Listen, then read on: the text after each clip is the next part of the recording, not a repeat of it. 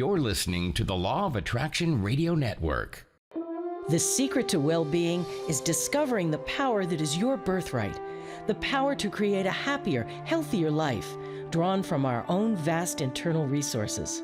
Join Jules and her guests as they gently guide you to shift your perspective from the familiar negative to the divinely connected, a place that will not only positively impact your world, but possibly shift the planet.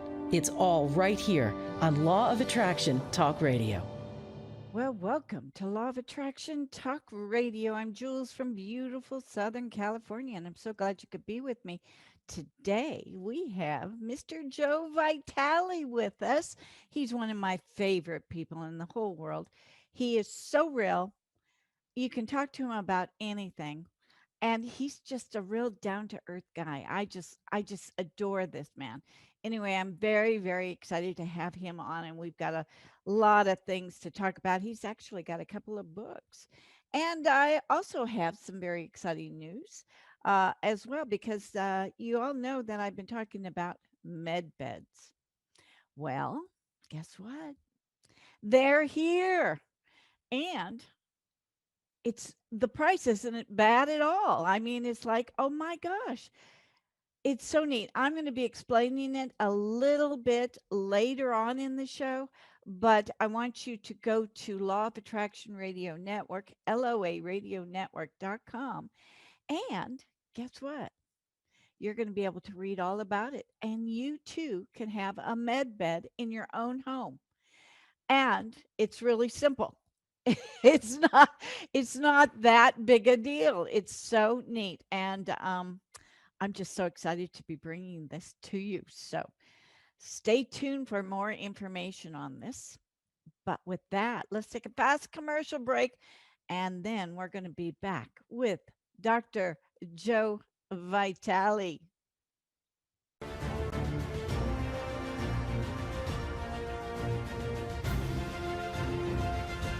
It's here, it's hot, and it's a must read. It's the science behind the Law of Attraction magazine. Every issue brings you great articles and in-depth how-tos from all your favorite Law of Attraction experts, authors, scientists, and medical professionals. Go to lawofattractionmagazine.net. That's lawofattractionmagazine.net.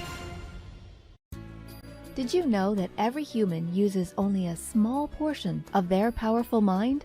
Jules Johnson, international certified hypnotherapist, wants to introduce you to your powerful mind in order to create your dream life. In as little as one session, Jules guides you into releasing limiting beliefs that keep you from achieving wealth, health, better relationships, and even true love. Schedule a session in Palm Springs or set up a Skype video session for those nationally and internationally. Jules would love to serve as your guide into living your dreams. Go to creativeguidedimagery.com or call 951-201-2166. That's creativeguidedimagery.com. You're listening to the Law of Attraction Radio Network, heard by millions worldwide through 38 internet radio stations and in over 135 countries. Be sure to sign up for your monthly updates and get all the latest information on LOA radio events such as cruises, workshops, and seminars, as well as information on the latest shows, topics, and guests.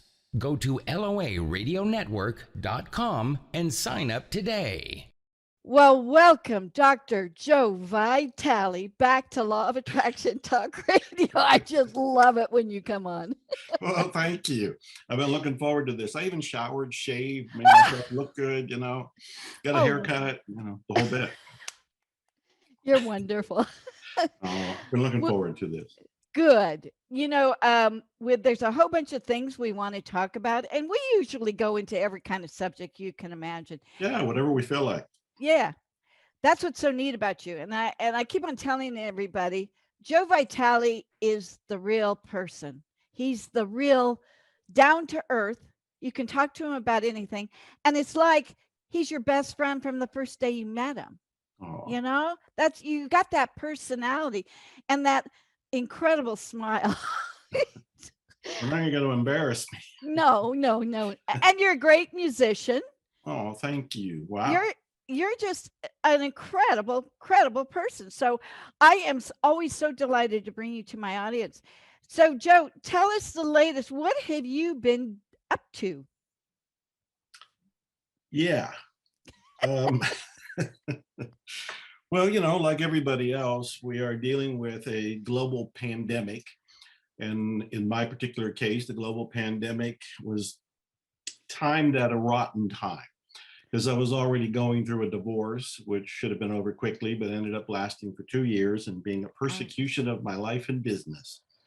And also during that two years, my father died, which at 93 Oh, was expected, but at the same time, it's a huge loss of a light. I'm so And during the sorry. same period, I had a family member attempt suicide. And also during the same period, I got into a new relationship with somebody who developed neural Lyme disease and was pretty much on her deathbed during the time that I was going through a divorce, going through family loss, and going through COVID. And it's also important to point out that in my case, when COVID strikes, it means the largest income producing stream for me is gone, because that would be traveling around the world. That would be pretty large paydays.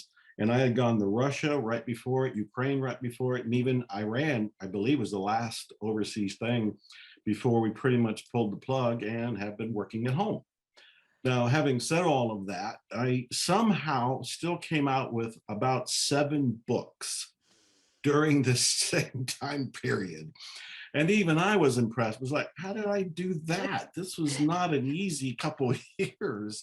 And then I looked around and went, oh yeah, I came out with Money, Love, Speed. Then I realized I came out with The Art and Science of Getting Results. And I looked around and I came out with The Science of Attracting Money. And I looked around and I came out with The Fifth Phrase. And geez, there was probably a couple others I don't remember. Oh my So what have I been gosh. up to? You've been writing. That's I've what you've been been. writing, I've been creating, and I've been dealing, much like most people. Okay, so you've been in this creation mode and you became an author of all of these other books and in a new relationship, and you're still smiling. So the question is for everybody right now, because Yeah, nobody knows which direction to go. yeah. How do you keep your sanity? How Mhm. do you keep going? No, that's the $1,000,000 question. It's a brilliant question. I actually been doing quite a few interviews, and they will often ask something similar to that. And I say, well, first of all, I'm not smiling all the time. I am human. I have gone through the very human experience, just like everybody else. And there are moments when I have fallen, I have stumbled, I have been on my knees, and I've had to struggle to get back up and to find a reason to smile again and then to smile again. So, having said that, I have learned a few things along the way here. One of them is mindset is everything. Mindset is everything. Uh, I have the little phrase, it's almost a mantra that says, one day at a time, it's all fine. One day at a time, it's all fine. If I get caught up in thinking about the past and wishing it was still here, or thinking about the future and fearing it, because I don't know how long the pandemic's going to last. I don't know what business is going to be like. I don't know what life is going to be like. It's real easy to fall into fear and insecurity and even discouragement and maybe depression. But if I bring both sides all the way back to this moment, in fact, if I can get back to the moment, this is the miracle, it's in the moment. But if that's a struggle, I'll go, just today. Can you just handle today? I got a lot from the Stoics and Stoicism, and Marcus Aurelius, who's pretty much the poster boy for Stoicism, the ancient Roman emperor, had said, and he said this to himself, if you can endure it, then endure it and stop complaining. And I would look at my days, and there, divorce wasn't pleasant, lasted a long time, and there were some days that were not so happy. And I'd look at the day and go, can I endure it? And I'd say, I don't want to endure it. But the question is, can I? Yes, I can endure it. I can get through today. Then get through today. So one day at a time, it's all fine. That's the first thing I would say. The second thing I would say, early on in the divorce, which is disturbing to me, and unknown to me. I didn't know the legal system and the game that is played there and how it's rigged in certain ways. And I asked the attorney that I had early on, I said, you do this all the time. You've seen all kinds of people. This is new to me. I said, what's the best advice you ever heard to get through this? And it's the best advice for the pandemic. It's the best advice for a divorce. It's the best advice for what anybody is going through, no matter what. And he paused, he thought, and he said, focus on the future. Focus on the future, which from a law of attraction standpoint, another way of saying it is focus on what you want to create. Focus on what you want. It's real easy to wallow in misery. It's real easy to follow into victimhood. It's real easy to point to other people and say, it's because of you, or it's because of you, or because of them. But what are we all taught in law of attraction is that we're creating our own reality. So bring it all the way back to us, and inside of ourselves, we'll go, okay, how do I want it to be? How do I want to feel? What kind of future do I want to create? With these kind of thoughts and tips, I'm able to get through it. And I'm going to give you one more since you're letting me talk here and I'm on a roll. So the first one is the mindset. The second one is about focusing on the future. And the third one is support. I find that you can get through anything and you can create anything when you have support. And what I mean by that is Napoleon Hill wrote about masterminds in Think and Grow Rich.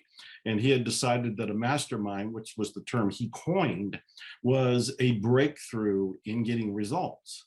And a mastermind is when two or more people, usually on average about 6 people, get together to support each other, encourage each other, motivate each other. And if they have resources to share with each other, they do so.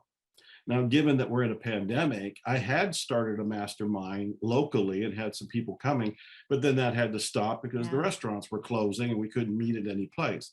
But we still did it online. And so we can still do masterminds and still find support. And I have found that with all the bags of tricks that I know and all the books that I've written, all the methods I've been trained in or I created, nothing is as powerful as having an ally. Having an ally. You can get through virtually anything if you've got another person, at least one, who believes in you. And if you have another person who's already gone through it, then they can really be telling you that just hang in there. I did it. You can do it. And that is incredibly inspiring and motivating. So there's a mouthful for you there. Yeah, but what you're saying too is that we often don't think that we have power over our own mind. Right. We just are accepting things and not realizing that we can change the way we think on a particular thing.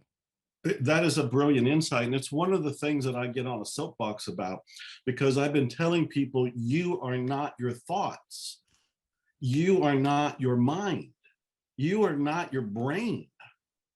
A meditation that I've often walked people through, which I can just narrate what it is I'll walk them through, notice your thoughts right now. You're having thoughts. We're all having thoughts right now. It seems to be part of the human experience that they're organically generated. But we're not those thoughts. This is really important to realize, is that we can observe them. And if we can observe them and report on them, we can decide if we want to listen to one or not. So if thoughts come up like, this is terrible, or I don't have the abilities to do something, or this might be great for Joe, but it's not great for me.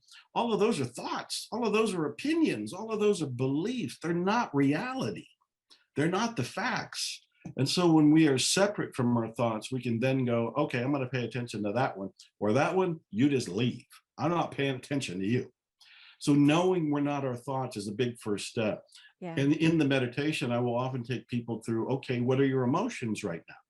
Because, I went through grief, I went through sadness, disappointment, anger, all of those different ones. But when I realized I'm not the emotions, I'm experiencing it, but the I that is experiencing is the divine, powerful I. It's the same I that's witnessing the thoughts. Mm. Then we move into the body, and I'll go, yeah, we all got this body. We're in the body. We might like it. We might hate it. We might want to move around a little bit because we got a backache, neck ache, whatever. But then I say, yeah, notice you're not your body. You're kind of in it like it's an astronaut outfit. It's a suit that you're in, and you can report on it. So with all of this, if you're not your thoughts and you're not your emotions and you're not your body, what are you? And what are you is the superhuman, supernatural, completely detached from all of the other limitations and restraints that you thought you had. You are free as that I, as some spiritual circles call it the witness. You are free to have, do, or be anything. The limits come when we buy into our thinking. When we say, oh, we can't do that. Why can't we do that? That's coming from our thinking. You're not your thinking. Or if you feel a certain way and go, well, my emotions are telling me this might not work out, or I just feel fearful about it. You're not your emotions. You're not that fear. You can transcend it. You can step beyond it. The same thing with the physical body. We've seen enough of different people who have had incredible limitations, some without any limbs at all, that are still happy, that are still creating, that are still producing. So all of that thinking, all of those emotions, all of that physicality and the judgments, those are all the illusion. The essence of us is this witness who has no restraints, who can have, do, or be anything. And that's the witness that we want to pay more attention to. Brilliantly said. I love that. I love that. And boy, everybody is going to grasp what you just said. It's so Beautiful. important. But the whole thing is, how did you get to the place where you could start recognizing that you are one powerful creator? How did you get there? What was the process? Because I know the audience really wants to hear, how do I get there? Yeah, which is another great question. I would say there's 2 or 3 things that come to mind, and I'm speaking spontaneously because I didn't know you were going to ask that, and I hadn't really thought about the question from a different angle before. Gotcha. So, but we're tracking. I'm right there with you. We're in this magical moment together, and I always love playing with you because you come up with some great questions and pulls out great answers from me. So the very first thing is books. I read, and I read tremendously. There's books all around me. This is a new home, just moved into it. So you can't see all the boxes all around me. I'm living in the land of mystery boxes right now. I don't know what's in the boxes. Tried to label them, but they seem to be incorrect. But they're books, and through books, they have shown lights on what's possible. So when I read spiritual literature, I read some of the biographies of the mystics and the people who did become enlightened. That gives me a sense of what's possible. And so that's really opening the door. That's kind of opening the door and painting a picture of where I can go. And again, whenever we think something is possible, we now start to entertain the idea that we can do it too. And this is true in anything. If you were going to go into sports and you started to read about somebody who had some sort of handicaps, but they ended up being a legend in that sport, you start to conclude, well, if they did it, then I can do it. And so I would say books have been one of the first places for me to go. The second thing is I meditate every day. Now, the meditations over the decades have changed. Most of my meditation these days would be Ho'oponopono. And Ho'oponopono, we've talked about before, is the Hawaiian healing method that's basically about 4 phrases. I love you, I'm sorry, please forgive me, thank you. And you're saying the 4 phrases within yourself as a kind of dialogue with what I call the great something. Other people might say that's God or the divine or nature. It can be any number of names for that energy source that is bigger than us, and yet we are of it, and it is of us. As I'm meditating, I am getting closer to that source.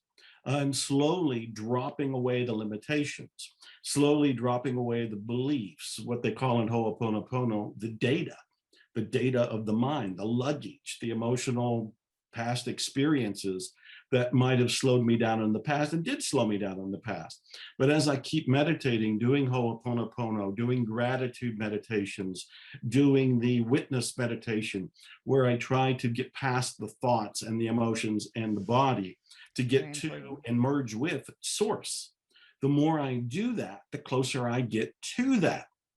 And then the third thing that I would say I do, and I encourage everybody to do, is constantly question the beliefs, constantly question limitations, constantly question mindsets. I'm of the opinion right now that there's nothing impossible. Whatever we declare as impossible is based on what we've read, what we've heard, what we've experienced. But in the world of unlimited possibilities, that judgment is nothing more than a mental construct. It is us saying, oh, we can't do that. Well, why can't we do that? I've learned to question everything, and I'm still doing it. If I try to go for something and I feel like there's a bump or a hesitation or a sluggishness in making it happen, I have to look at myself and go, okay, what in me doesn't think that's possible? And a while back, as you know, when I decided to be a singer-songwriter, one of the first things that happened were all of the negative thoughts I had about my possibly doing it. Everything from, at that point, I was 60 years old, so it was 7-8 years ago. And I was thinking to myself, I've got no musical experience, don't even sing in the shower, never did karaoke, never been with a band, never performed as a musician on stage, never wrote a song. And all of this was evidence like, I can't do it. I can't do it.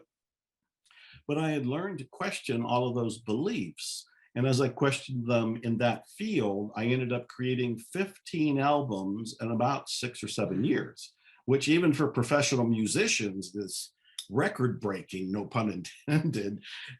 So those are the 2 or 3 things that I would say that I have done and I continue to do to remind myself that the power and the potential is in me. Oh my gosh. That's what we are learning from you.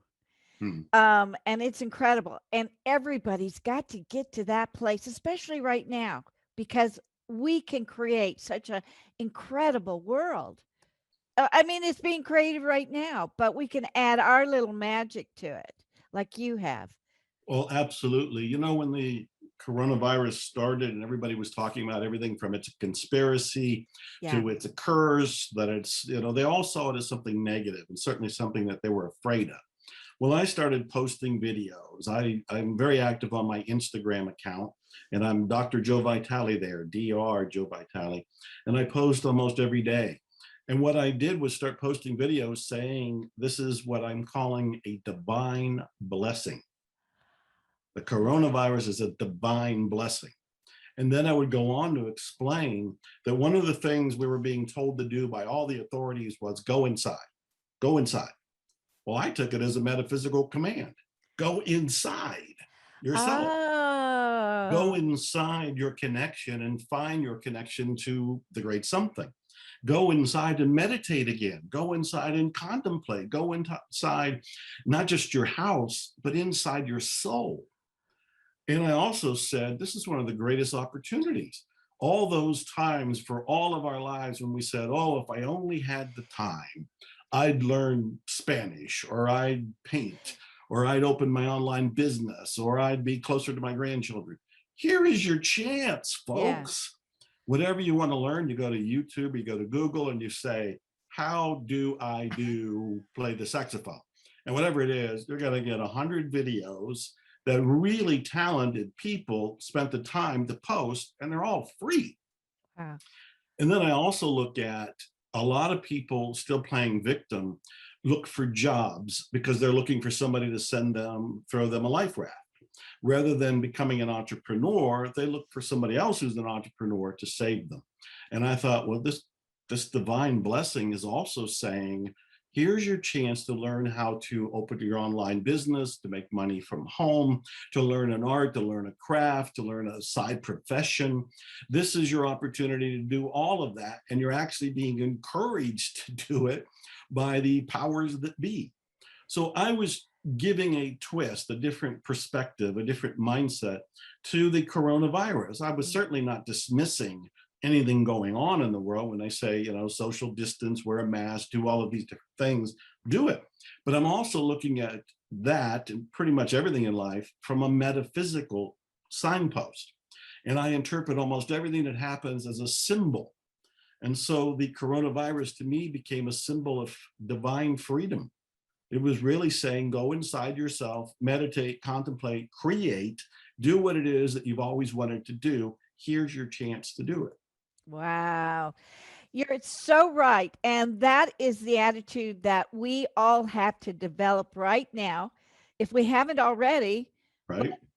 we have to do it. We have to change the way we're thinking, that we're not victims, but that we are creators. And what are we going to create? So during this time, you wrote all of these new books.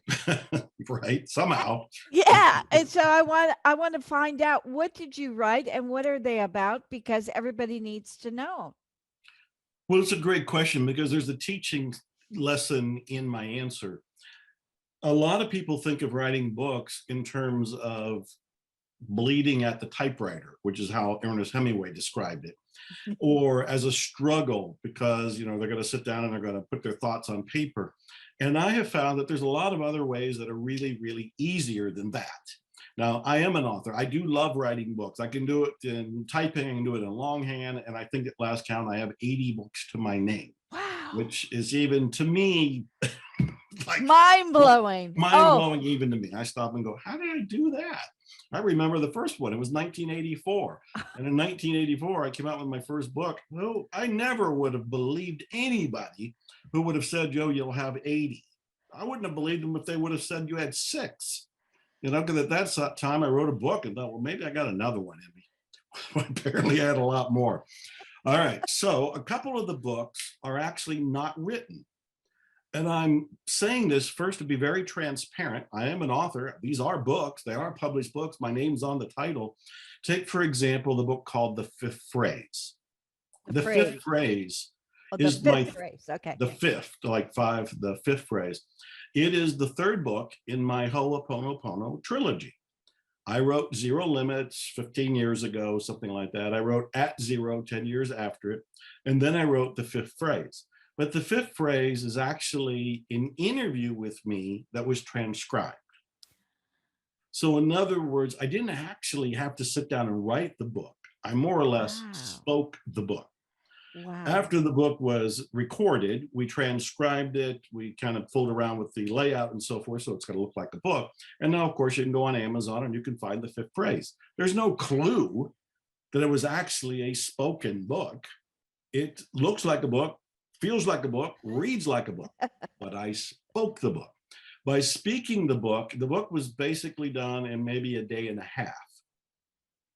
Okay, so rather than taking weeks or months, or in some cases with people, years, I got the book done in a day and a half. Whoa. The same thing happened. There was another book, it's called The Science of Attracting Money. And The Science of Attracting Money is based on an audio program I created almost 10 years ago. A publisher came to me and said, we'd like to release your audio program as a book. And what they did was they transcribed the entire audio set. Wow. And every DVD, every CD became a chapter. And when they were all said and done, they showed it to me. It was like, well, this reads really well. So that was another one that was pretty much a no-brainer, especially I didn't even have to go back in the studio. They took audio from 10 some years ago. Wow. And did it. And then I have a book called Money Loves Speed. Money Loves Speed reveals the 8 secrets to attracting money. I actually wrote that book. That's the old school writing the book. I wrote that book before my divorce began. Now, my divorce I thought would be over in a day because I was basically saying, you can have everything. I love you. I'm just moving on. That wasn't acceptable to the other side or the other side's advisors. And so my book that I had finished before the divorce was just sitting there. I had to go through the ups and downs of a divorce, and anybody who's gone through it, I don't recommend it. I send you love, and I hope it's all over for you. Because the way it's set up, I'm going to tell you something real quick. It's kind of a side note. but it's important just in case somebody's going through a divorce. The divorce is like a lot of big names that are out there in the world. The IRS is one, cancer is one. There are different names that have emotional connotation to them. And your magazine, your show, everything that you're talking about with the law of attraction is about us being empowered. And so I want people to remember that those words, divorce, IRS, cancer, or any of the other ones that might come to mind, are only words.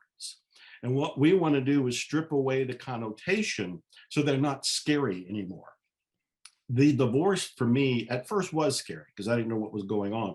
And it seemed like everybody else had power and not me. Yeah. And what I decided was, oh, my divorce is my empowerment training. It was my empowerment training. I had to learn to do things that I had never done before in my life. I had pretty much been the nice guy agreeing to everything and still wanting to be that, but also wanting to take care of myself by creating boundaries that showed self-respect. Not showing self-respect for other people to notice it, showing self-respect for me to notice it. There's a big difference here. Sure. And so the divorce became something good. And I'm saying this because so many people think it's awful and it's bad and it's hellish, and it can be. But I decided, oh, this is my empowerment training. This is actually good. I am actually becoming sculpted and developing latent powers that I didn't even know I had. Amazing. So that is one of the big takeaways that I would have. And at some point during that empowerment training, I looked around and thought, oh yeah, my Money Loves Speed book is sitting over here. I can just go ahead and release that. So I updated it. I added a cover, some more material, and now, of course, it's on Amazon as well. In fact, I got a fantastic offer for all of your readers, all of your viewers. And if you allow me at some point, I'll say what that is. Oh, absolutely. Whenever you want, just let it let it Okay. go. All right. Well, the real quick answer is I'm putting together a package. It'll be at zero. It is at this point in time, zerolimitsmethod.com, zerolimitsmethod.com. And what I have is 3 incredible programs for $3. 3 programs for $3. And the very first one is the ebook to Money Love Speed and the audio to Money Love Speed. So if anybody's been intrigued about attracting money and they want to know what the 8 laws of money are, they're all in the ebook Money Love Speed. So they can have that and the audio read by me. And then I'm looking at my notes. I have another thing that I'm giving with the Zero Limits method called the 3-day rule. Now, the 3-day rule, I made an Instagram video about the 3-day rule, and 25,000 people rushed to go see it. More people than anybody I'd ever had do anything with my Instagram videos, and this is a couple years ago. The 3-day rule is the idea, and this is really important to the law of attraction fans, that what you're thinking and what you're feeling right now is going to tend to be created in 3 days. In 3 days. So, and this is a reminder. So if you don't like what you're thinking right now, you don't like what you're feeling right now, you better change it. Wow. Because yeah, this is really huge. And I have a whole course called the 3-day rule, all part of the zerolimitsmethod.com package. I have all 3 of these for $3. But to extend this, because I can tell you're interested and probably others will be as well, what we're thinking right now and what we're feeling, adding to the thinking, and what we're repeating mentally, as long as we maintain the focus on that, it'll tend to come about in 3 days. The reason it typically doesn't, you can probably guess, we change our mind. We'd say, I really want to have this, and then all the doubts roll in. Well, we just dismiss the power of the single thought. Or we have the feeling and the belief that, okay, I really want to have the romance or the money or the spiritual enlightenment, whatever the intention is. And we have the great feeling about it. But then we start doubting it, and we just kind of rained on our own parade. So we keep changing our mind and our feelings, and we keep repeating these different things. So in 3 days, we don't get what we wanted because we changed our mind 50,000 times. So as long as we can have focus, our brain responds to imagery, it responds to repetition, and it responds to emotion. Those are the 3 key things. And if we can hone in and hold that For 3 generally days. For in 3 3 days. days, yeah. And that's why it's called the 3-day rule. I've got a whole course on it. And then I also did a course called The Missing Secret. And I think we've talked about this before because you've been kind enough to interview me a few times over the years. And the missing secret is what I think is missing in the understanding of the law of attraction. It's the idea that we set intentions consciously, but we have what I call counter intentions in the subconscious mind that need to be erased, removed, deleted. Right. When we say, I intend to attract money, that's an intention. That's great. But if we have in our subconscious, money's the root of all evil, or money corrupts, or there isn't enough to go around, or money's bad, or what about the taxes, or what about my friends? What will they say if I have more money than them? All of those limiting beliefs will cancel the intention. So the missing secret says you have to clear up the counter intentions for you to attract your primary intention. So all of this is to say, it's a mouthful, but I got 3 courses, 3 full-length courses, all for your readers, your watchers, whoever's here, viewers, and all for $3, $3. It's all at zerolimitsmethod.com. Wow. I'm going to put that up so everybody can see that. Thank you. This is incredible because finally we have a definitive thing with the law of attraction. 3 days. Yes. If we can keep our mind firmly on point. Yes. And our emotions Yes. high and maintaining that excitement, Yes. we are fueling Yes. everything in 3 days and it's going to come about. Yes. So let me elaborate on it just a little bit for Okay. people so they completely understand this. this. In a way, this is a brain hack. It's a way to use your brain to get what you want. So your brain is already hardwired for survival. And it's designed to help you be alert to threats to your existence and for you to act on them. So, and that's a good thing because everybody watching, everybody reading, they're surviving. So their reticular activating system, the part of their brain that's doing this, is working just fine.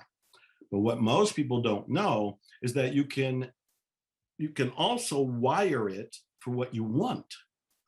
And so you can wire your brain, or specifically the RAS, reticular activating system, in these 3 ways. The first is by having an image of what you want. The brain responds to graphics, it responds to images, it responds to art, to photos, to pictures. And this is why vision boards are so important. It's why hiring an artist or doing a Google search to find some sort of graphic representation for your intention, because the brain responds to the images.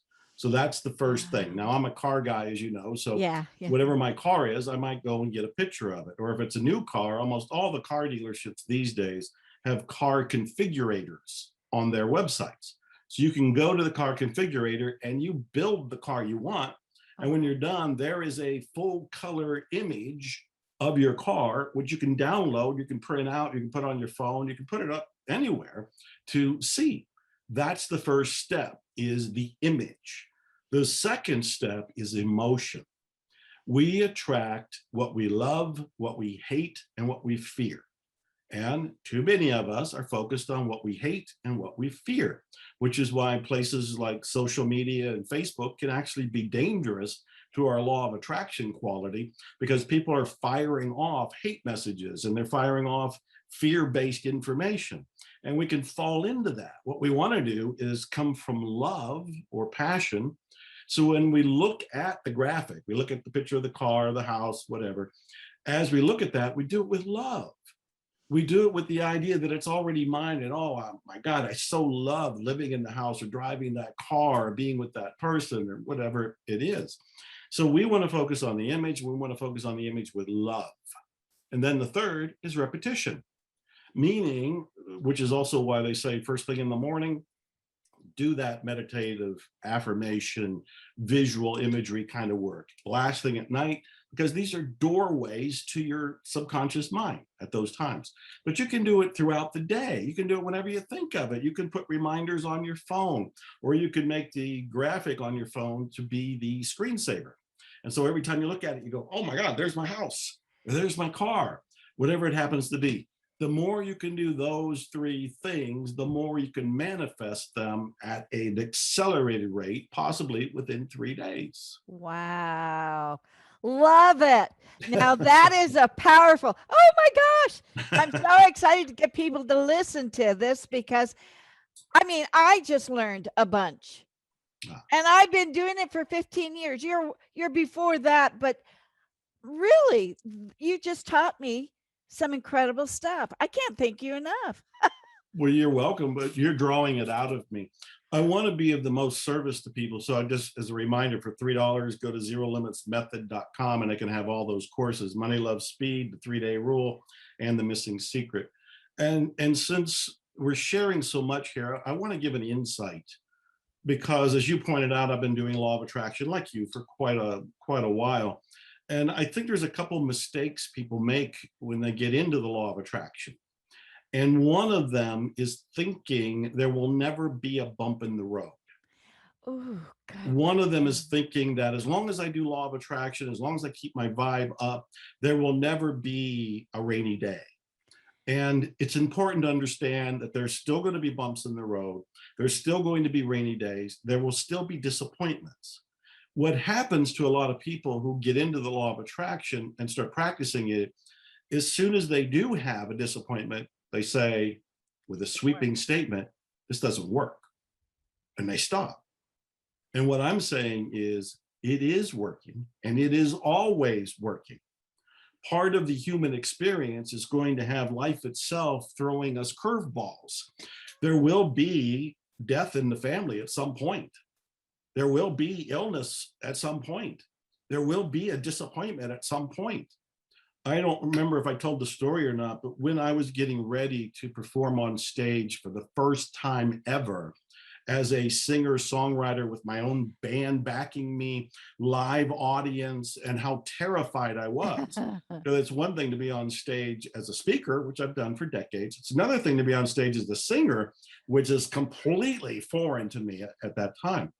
And I remember I took a course with Usher. Usher, I didn't even know who he was at the time. I just knew it was a course on performance. And he is a superstar of Michael Jackson kind of levels, right. But I didn't know it at the time. And it was a wonderful master class. And there's one thing in it that he said that helped me, and this is what I want to share with everybody. He said, you're going to go ahead and practice, and you are going to go ahead and prepare, and you're going to go ahead and memorize your songs and rehearse and do everything that you know to do. And he says, but the night of your performance, something will go wrong. And when I first heard it, I thought, why would he tell me that? It's like programming me for failure. But he said, as long as you know something may go wrong, it won't stop you when it happens. And he went on to say that there was one night when he was getting ready to do a 2-hour song and dance routine. So he is a physical performer. He's not standing there or sitting there playing guitar. He's moving. And he broke 2 ribs at the beginning of the show. But the show has to go on. Yeah. So he performed for the next 2 hours with 2 broken ribs. And he knew that something was going to go off, something would go, unpredictable. But because of that mindset, it didn't stop him. So the night of my performance, I got everything lined up. But son of a gun, if it didn't rain, son of a gun, if it didn't make some people that are dear friends of mine miss it because of the storms, son of a gun, if the power didn't go out and we had to rustle and do backups. And here's the thing, I wasn't flustered at all. All I thought was, oh, Usher told me something would happen. Oh, there it is. Now, had I thought everything's gonna be perfect, I visualized this moment, I felt this moment, I got all my energy for this moment, this is gonna be incredible. And then the power went out, I would have been devastated. Yeah. It would have. Yeah, like what next? Oh. Yeah, and then what do I do? And so I think the law of attraction folks need to remember we're all learning. We're all kind of in grade school and learning all of these different techniques and applying them to our lives. So as we do so, if there seems to be a disappointment, instead of even calling it a disappointment, maybe we can say, what did I learn from that? What sort of feedback did I get? How can I adjust what I'm doing? Because sometimes We want something in our life so bad, and we visualize it and we affirm it and we feel it, that we miss the something greater that the great something's trying to give us. Which is why in my book, The Attractor Factor, I said, when you state an intention, add this little phrase at the end, this or something better. Oh, yes. That allows a door of opportunity, because we don't see the big picture. We don't see what's possible for us. We don't see what's better for us. We do our best in declaring our intention. But after we intend it, we should, I would think, add the phrase, kind of like an escape clause, this or something better. So if I want that particular car, but there's a car out there I never heard of before, but the universe says, Joe's going to like that a lot better. Let's not get him that one. Let's get him this one. So you're willing to accept the disappointment of not getting that one in order for the universe to bring you a better one. Yes, but I would rephrase. I understand why you said the word disappointment. When we really come from the faith that this works, and we really come from the belief that there is a great something taking care of us, then we don't sense it as disappointment. Then we can immediately go to, oh, it wasn't that one, there's another one coming. It wasn't that person, there's another person coming. It wasn't that car, there's a better car coming. It wasn't that house, there's a better house coming.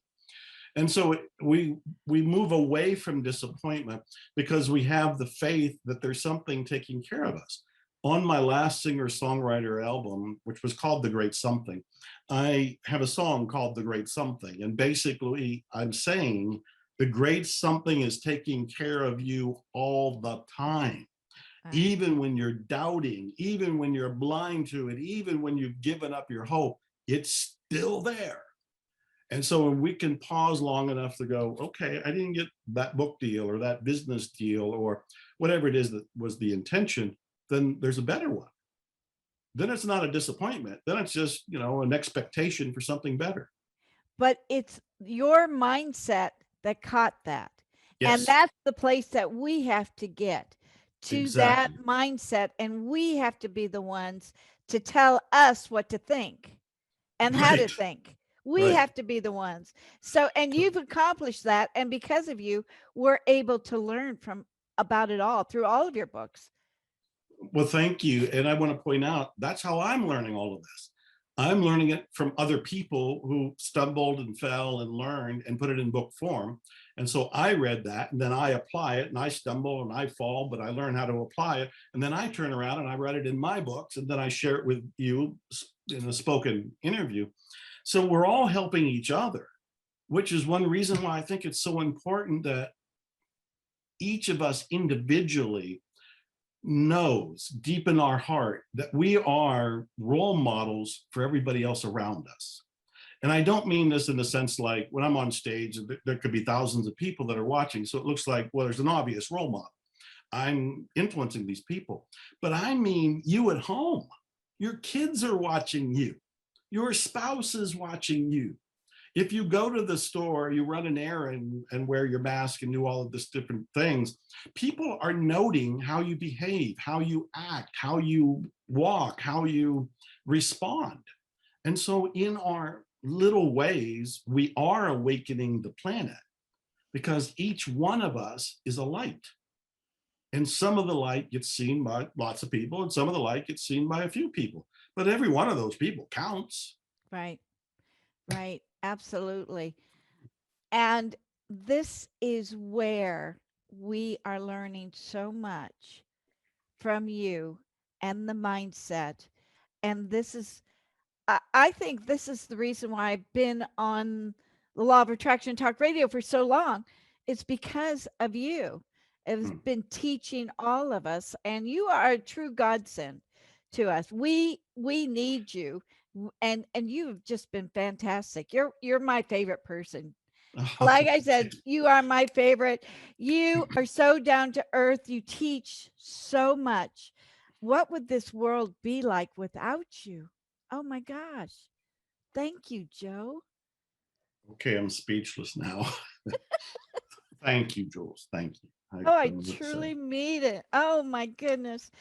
Well, that is all the time we have, my friend. I can't thank you enough. And I want everybody to go and read the magazine for May 1st because Joe is our cover boy again. And I just love it. I got some great photos of him. I'm so excited. I just love it. So anyway, Joe, Yes. let's do an event this year. We're going to do an event. All right. And we're going to have you on stage for thousands of people. Wow. They can just breathe you in. Well, if anybody can make it happen, it's you. So I'm there. All right. There. Thank you. Thank you. Thank you so much for all of the listeners. They gained so much today. Godspeed to all of you. And I love you, Jules. Thanks for supporting me. Thank you.